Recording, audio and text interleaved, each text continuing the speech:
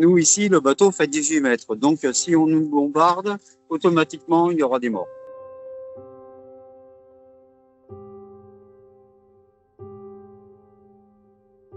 C'est avec la coalition de la Freedom Flotilla que deux Marseillais ont pris la mer pour tenter de rejoindre Gaza. Baptiste, médecin à l'hôpital de la Timone, et Pascal, ingénieur informaticien, font partie de l'équipage du Madeleine. À leur côté, la militante écologiste Greta Thunberg, la députée européenne Rima Hassan et 4 Français, eux aussi engagés dans cette traversée. Leur objectif, briser symboliquement le blocus imposé à la bande de Gaza depuis 2007. Stopper ce siège permanent, qu'il soit terrestre, maritime ou aérien, pour pouvoir délivrer une aide humanitaire qui est aux portes de Gaza et qui est bloquée de façon insupportable depuis des mois maintenant.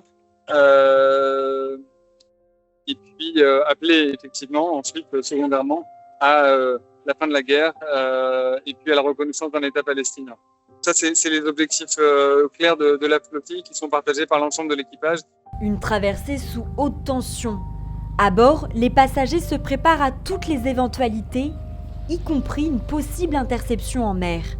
Premier scénario, ce qui est arrivé au bateau Conscience qui est parti de l'île de Malte s'est fait bombarder par 2 fois par des drones. Il y a un deuxième scénario, c'est de prendre des drones et cibler beaucoup plus les personnes. Moi, j'ai du mal à l'envisager. Il y a un troisième scénario, que l'on se fasse aborder dans les eaux internationales au large de Gaza, auquel cas on serait amené de force sur le territoire israélien, certainement mis en prison et en attendant d'être jugé ou d'être renvoyé dans nos pays respectifs.